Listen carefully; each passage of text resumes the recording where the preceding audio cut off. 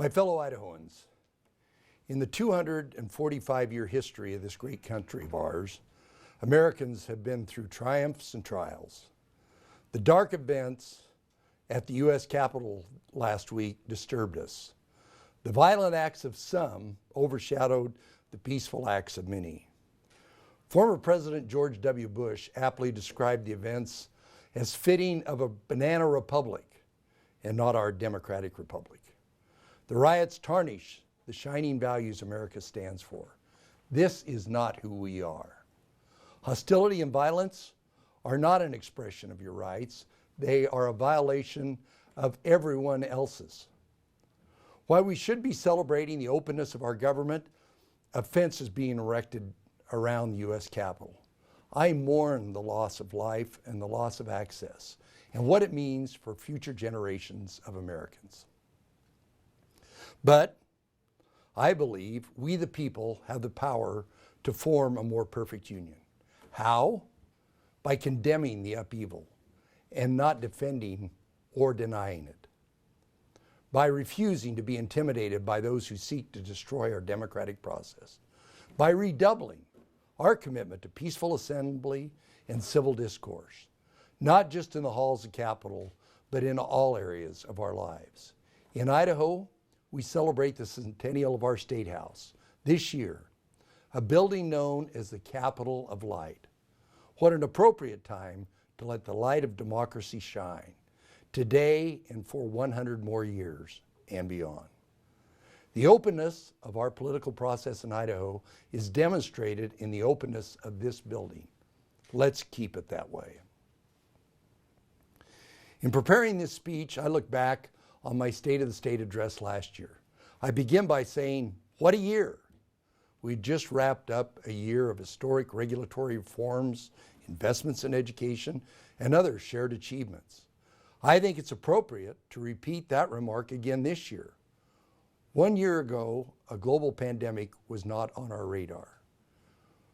We've come a long way in our fight against the enemy virus, and with the arrival of a safe vaccine in just a few weeks ago, the end of the battle is in sight.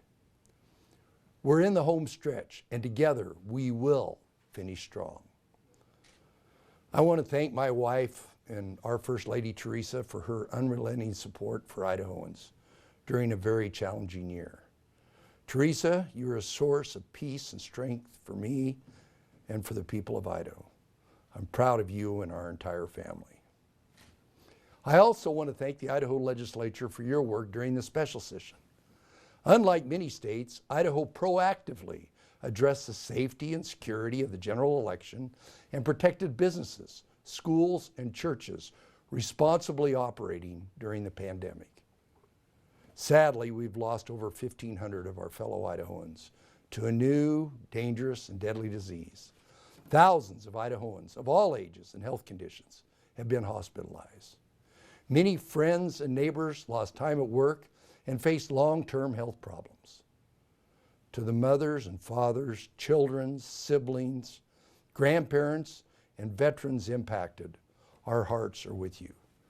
Please join me in a moment of silence to remember our fellow Idahoans who lost their lives to COVID-19.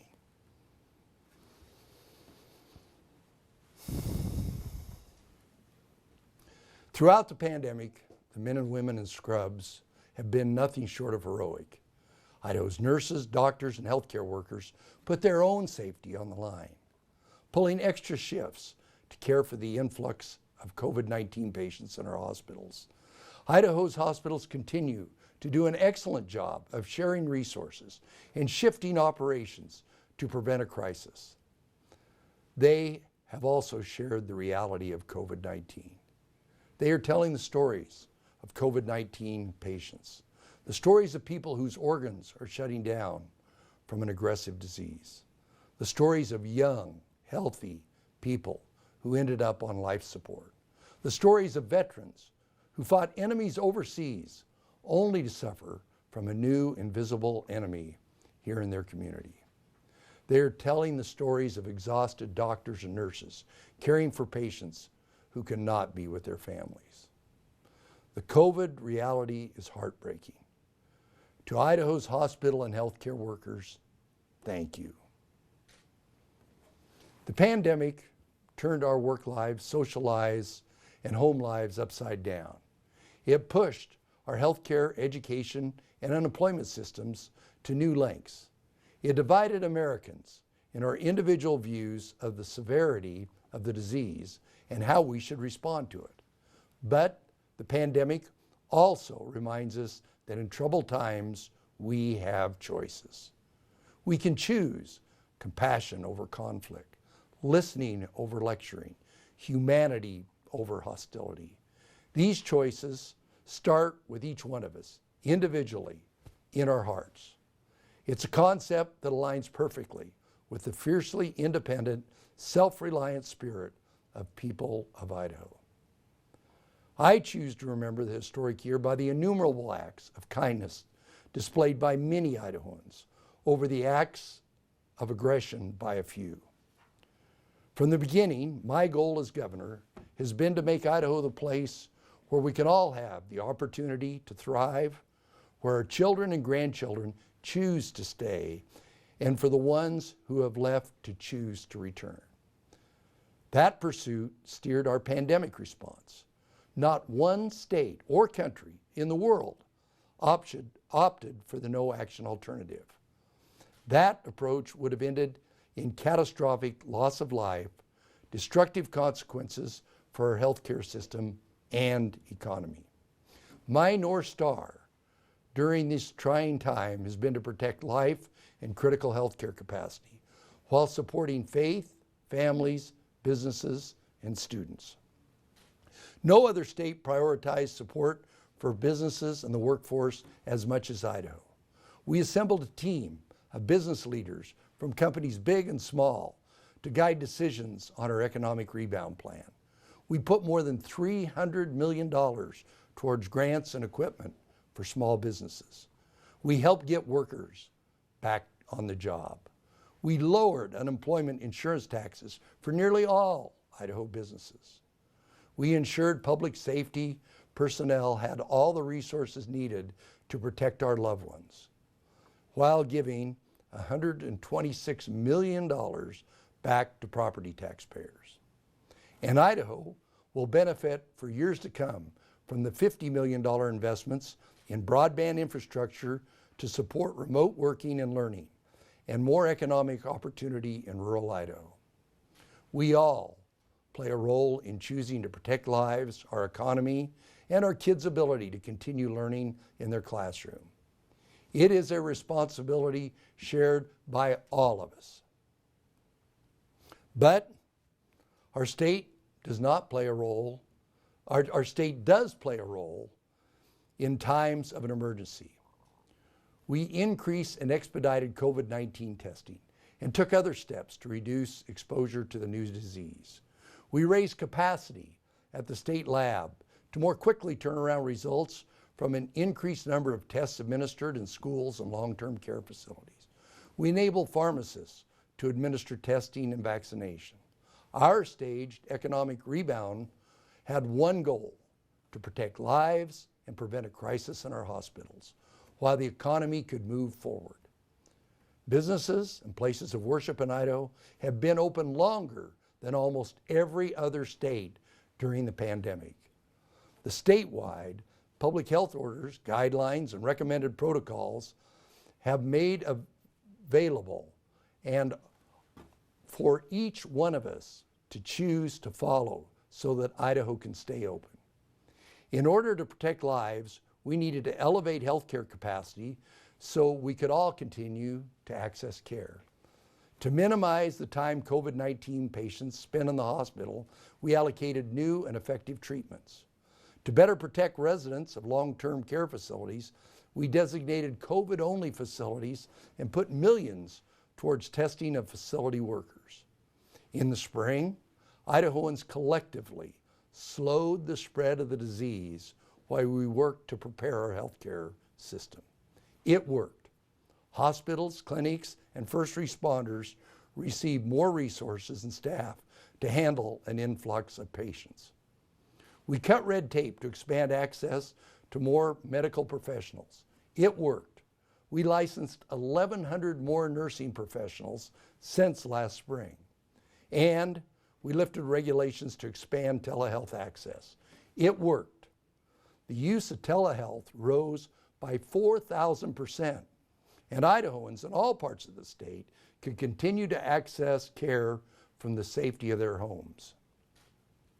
The pandemic opened the door to great advances in telehealth access. Let's work together to make these red tape cuts permanent.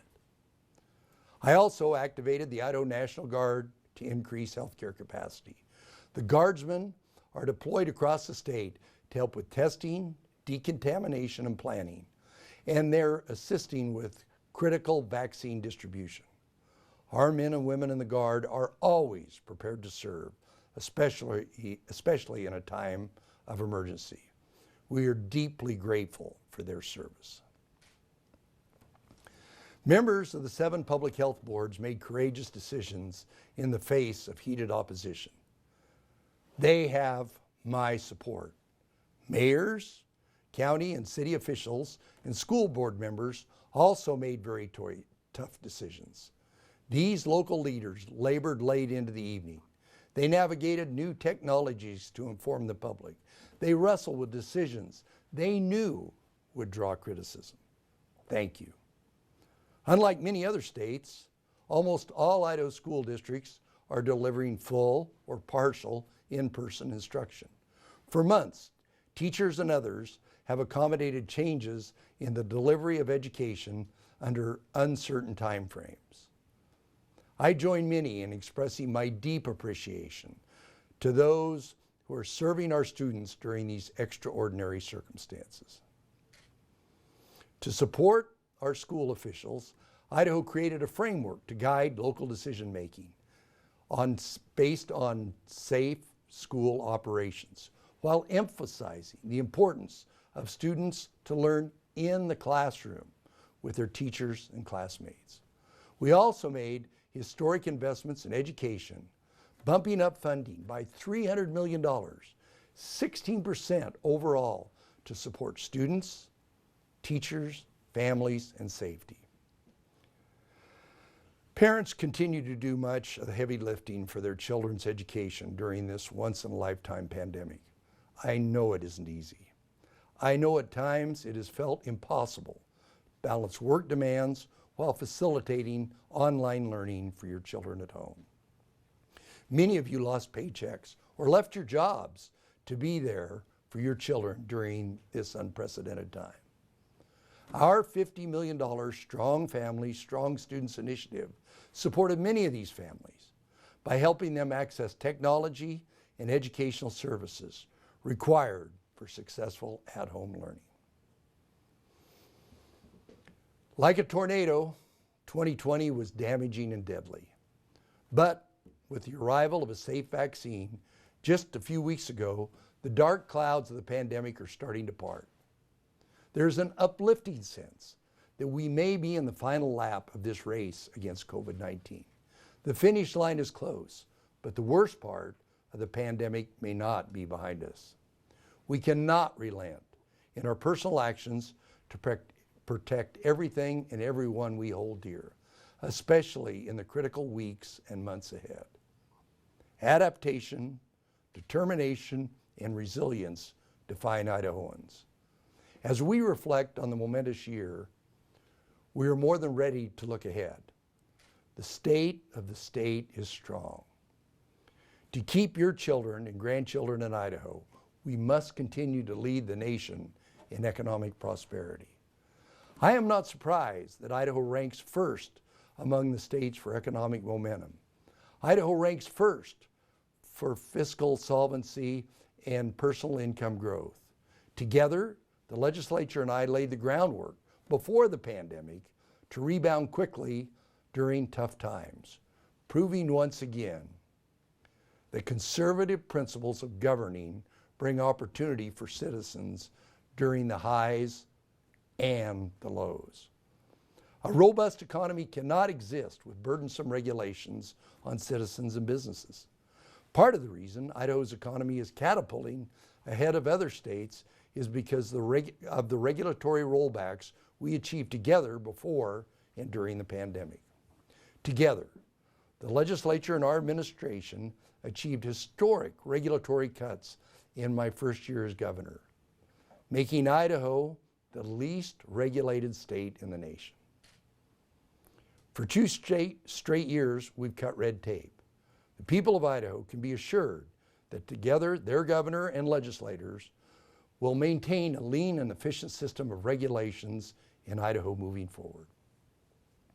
Simply put, fiscal conservatism and collaboration between the executive and legislative branches have positioned Idaho to emerge from the pandemic stronger than ever. Together, before COVID-19, the legislature and I were already preparing for an inevitable slowdown of Idaho's economy. We limited government spending, used conservative revenue forecasting, and maintained healthy rainy day balances. We took a lot of heat from some who could not wrap their heads around the basic conservative principle. The time to prepare for the bad times is in the good times. Turns out, we were right. While other states face potential budget cuts of 20 to 40% and more, Idaho is in the enviable position of having record budget surplus. The sound decisions of Idaho leaders in the past have gotten us to where we are today. Let's keep our state on this strong economic trajectory. Together, now is the time to make meaningful investments.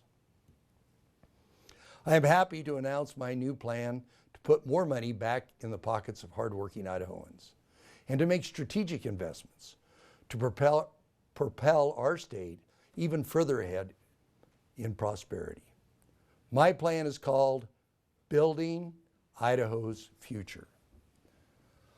I am proposing more than $450 million in tax relief. This would be among the single largest tax cuts in Idaho history. To get there, I'm proposing $295 million in one-time tax relief and $160 million in permanent tax cuts to boost Idahoans' prosperity while keeping our tax rates competitive and our business climate vibrant.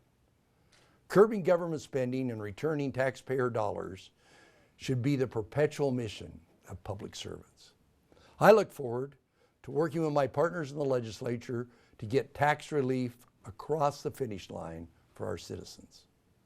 My plan also shores up millions more in cash payments for small business, on top of the $300 million we directed to small businesses last year. Small business is the backbone of our entire way of life. We are able to achieve tax relief and continued support for small businesses in part because together we cut government spending early on.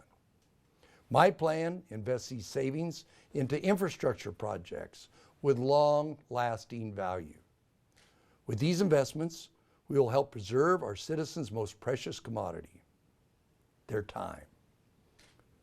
We won't be able to keep our children and grandchildren in Idaho if we cannot alleviate traffic congestion, especially as our state continues to attract newcomers fleeing dysfunctional states. No one wants to be stuck in traffic when they can spend time with their family. My plan invests $126 million in state and local highway infrastructure projects and makes targeted investments in safe routes to schools, rail infrastructure, and community airports. I am also proposing $80 million in new ongoing transportation funding. A dependable transportation system is fundamental to commerce. In Idaho, we grow and process most of our commodities, and getting those products down the road in a timely fashion is critical.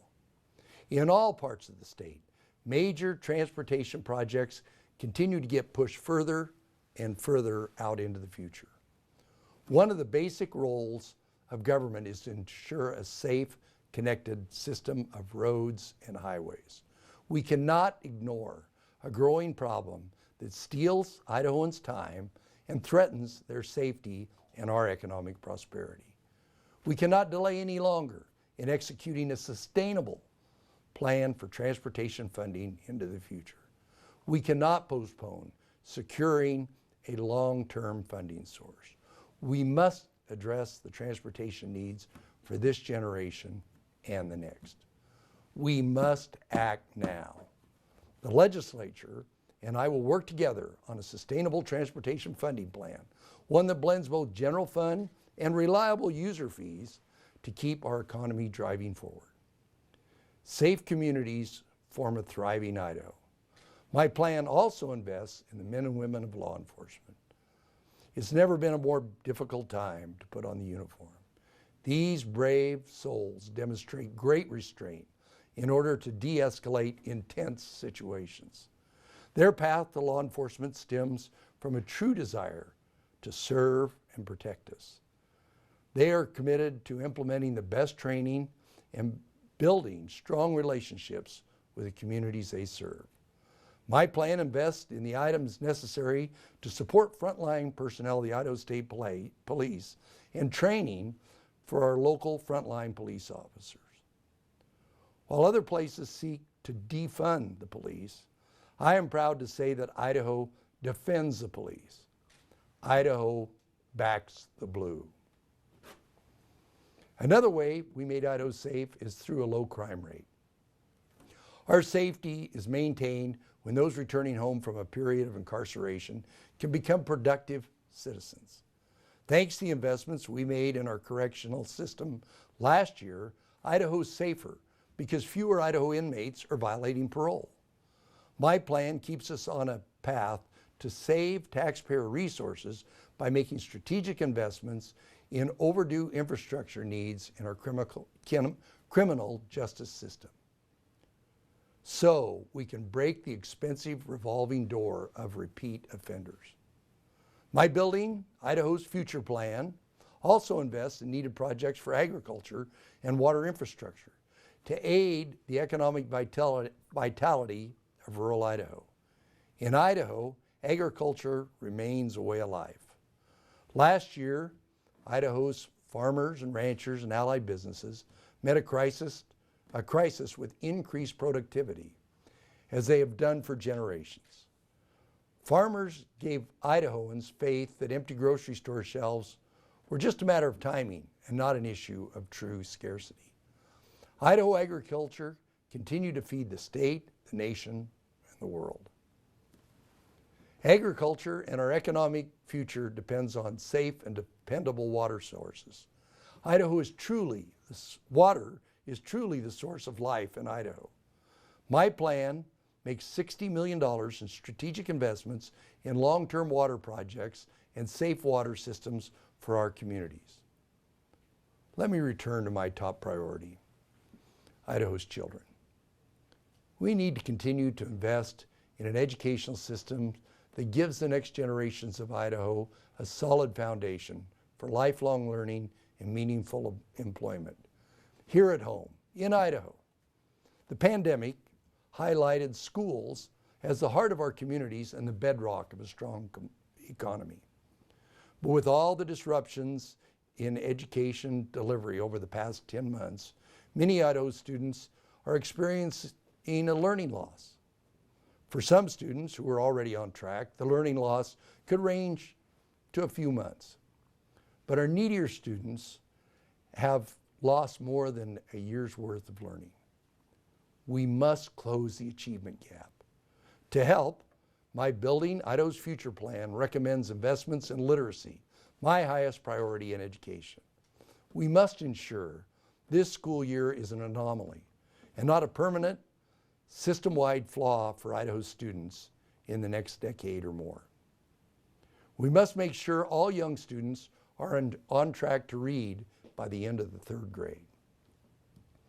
Our students are also Idaho's future workforce. My plan supports Idaho's higher education system, as well as career technical education programs across Idaho that connect students with employers who need them and equip students with the skills they need so they can earn a degree. Our kids need to know all career paths available to them. In order for our kids to have a future in Idaho, they also need equal access to education.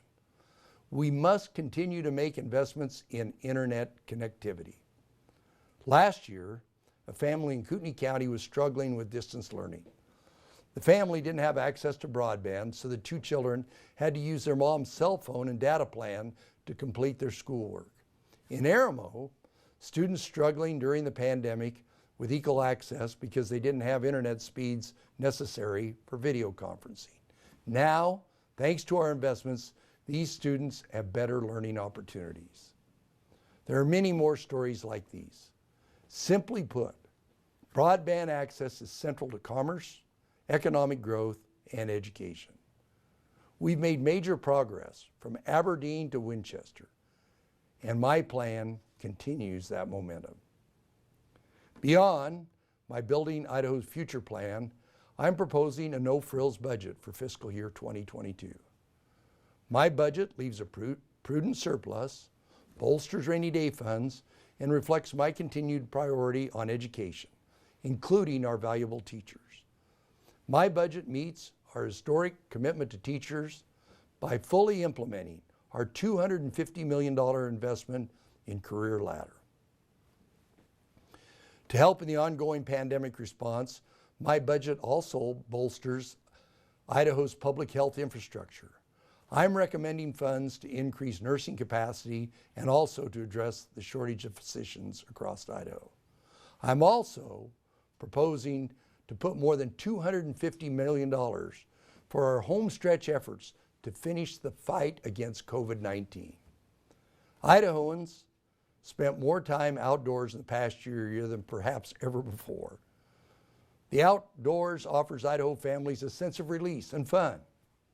To further improve our quality of life and make Idaho a place where future generations can recreate outdoors, I'm also recommending we ramp up investments to promote healthy lands and reduce wildfire risk.